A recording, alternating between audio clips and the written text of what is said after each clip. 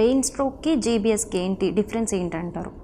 Brain స్ట్రోక్కి అంటే brain స్ట్రోక్లో వచ్చేది పక్షవాతం. అంటే బ్రెయిన్ స్ట్రోక్లో ఏమవుతుంది, రక్తనాళం వాళ్ళ బ్లాకేజ్ రావడం వల్ల ఆ ఏరియా ఆఫ్ బ్రెయిన్లో బ్లడ్ సప్లై ఆగిపోయి ఆ బ్రెయిన్ ఏ ఏరియా అయితే కంట్రోల్ చేస్తుందో మన బాడీలో ఆ ఏరియా పనిచేయదు. ఫర్ ఎగ్జాంపుల్ రైట్ బ్రెయిన్లో బ్లడ్ క్లాట్ అయ్యి బ్రెయిన్ డ్యామేజ్ అయింది అనుకోండి కొంత ఏరియా, లెఫ్ట్ సైడ్ బాడీలో చెయ్యి కాలు పట్టు ఉండదు.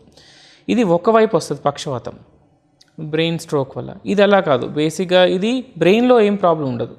ఈ మొదళ్ళు అంటే స్పైనల్ కార్డ్ నుంచి వచ్చే రూట్స్ అంటారు వాటిని, నరాలు బయటికి ఏవైతే రూట్స్ అంటారు వాటిని, ఆ రూట్స్ అన్న మొదళ్ళు అండ్ కింద ఉండే చేతిలో ఉండే నరాలు, వీటిలో జబ్బు ఉంటుంది.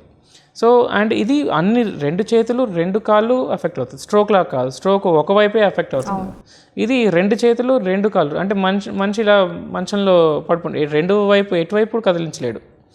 సో అండ్ అలాగే మింగే కండరాలు కూడా ఎఫెక్ట్ అవుతాయి దీనిలో. సో మింగలేడు మనిషి.